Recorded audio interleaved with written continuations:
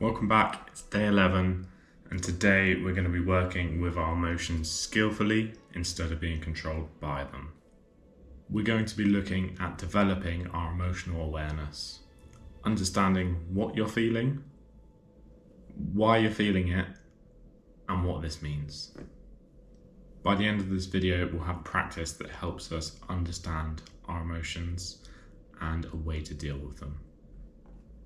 For today, you'll need some paper, a journal, something to write on, and something to write with, so a pencil or pen, a quiet space, and probably around 15 to 20 minutes to go through this practice. Emotional awareness isn't about controlling your emotions or making them go away. It's about understanding them and allowing those emotions to happen in a safe space. A space where you feel comfortable to express those emotions. So if you're like me, you would have never been taught how to deal with your emotions properly. We're told to calm down, stop being so sensitive, or to think positive. We've learned to suppress, avoid, or deny our emotions altogether. Here's the thing though, our emotions are important information. They're telling you something important. And when we develop emotional awareness, we can listen to that information instead of being overwhelmed by it. This is a great practice to do if you want to develop resilience in your mental health. So, step one. First, what you're going to do is pause, take a breath, and notice the feelings that you're feeling at this current moment in time. Don't try to fix it, don't try to change it. Just acknowledge the emotion that you're feeling. This can be anything from sadness, guilt, happiness, joy, any emotion. Just acknowledge it and notice that emotion. It could be that you're feeling multiple emotions right now. Again, just acknowledge and notice them. And with this, there's no right emotion or wrong emotion to feel. It's just whatever you feel. Now, name that emotion and write it down. For me, this is a little bit of sadness because I've just come off holiday. Naming your emotion is powerful. It moves it from your body into language. This helps create clarity and distance from that emotion. And what we'll do, instead of feeling overwhelmed by that emotion, we'll say it. We'll say, I'm feeling anxious. I'm feeling nervous, I'm feeling sad. Any emotion that you're feeling, just speak it out loud right now. This doesn't remove the emotion, it's just you acknowledging it and releasing it into the world. And this stops you being consumed by that emotion. If you're feeling multiple emotions right now, write them all down, speak them all out, and just get it into the world, write it down. Do what you need to express it. Now, the next step is to notice where you're feeling this emotion within your body. Emotions live within the body. They're not just mental, they're physical as well. Ask yourself where you feel this emotion. It could be in your chest, it could be in your shoulders. There's many places you can feel emotion throughout your body. If you're feeling anxious, you might feel a tight chest.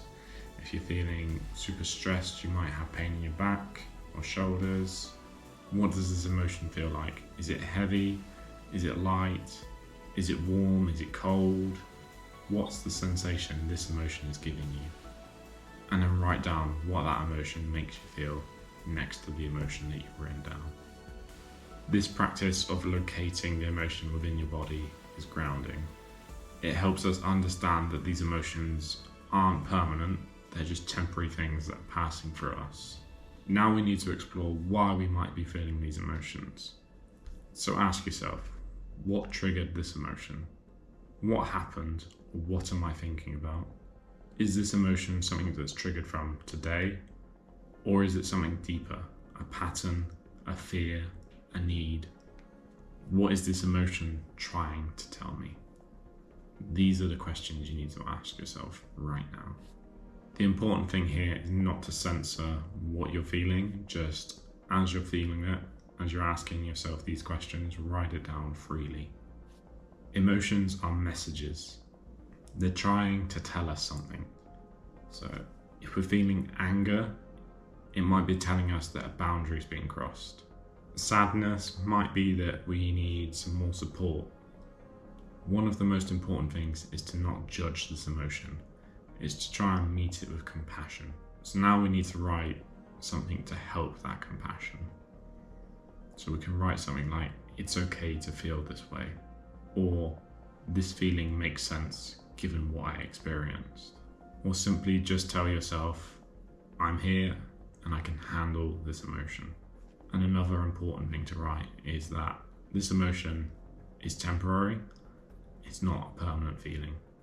This is self-compassion, this is emotional maturity, and this is how you develop a healthy relationship with your emotions. Your emotions are not your enemy, they're part of you, and you should feel them, but they also deserve your compassion. And finally, we need to ask ourselves, do we need to take action? With these emotions, sometimes they're asking us to take action. And some of these can be as follows. If you're angry, ask yourself, do you need to set a boundary to stop that happening again? If you're anxious, do you need to prepare or practice letting go? If you're sad, do you need to reach out for support?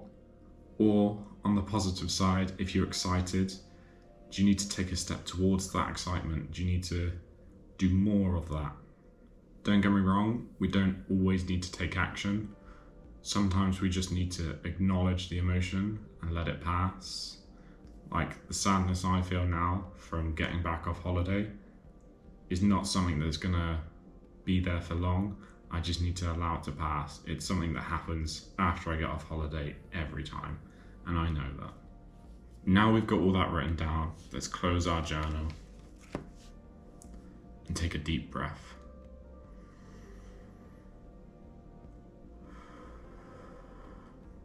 Try and notice if you see any difference now that you've explored those emotions further, now that you've written down, now that you've set yourself boundaries or actions to take. You should have now understood that emotion more, hopefully met it with compassion. This is emotional awareness and it's emotional intelligence. And hopefully now, using these skills, you can work with your emotions rather than being controlled by them. That is day 11 done. Very well done. I know how tough this skill is to learn, and for me it's been developed over many years of trying to understand my emotions and understanding what I went through in the past as well. If you come away with anything today, I want you to come away with this, is that emotions are not your enemy. They are messages, they're information, they're trying to tell you something, and you need to acknowledge and meet them with compassion. And we need to listen to the emotions and not be overwhelmed with them. And then from that, we can either take action or acknowledge that it's just a passing feeling. If at any moment you are overwhelmed with an emotion, use this practice to take a step back and acknowledge the emotion.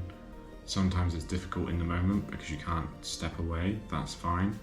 Just come to it afterwards, write down that emotion, work through the steps that we've just been through today, and help you process it further.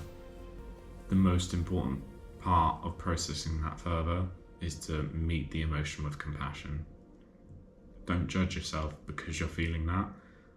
That emotion is very valid for what you are feeling.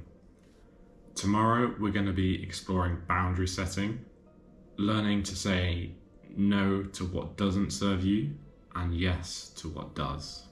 Again, very well done for today. You've done amazing to get this far. You're 11 days in, so almost halfway there. For now, keep working on that emotional awareness. It's probably one of the most important skills that I can suggest to go forward with. We all feel emotions. Thank you for watching, and I will see you tomorrow.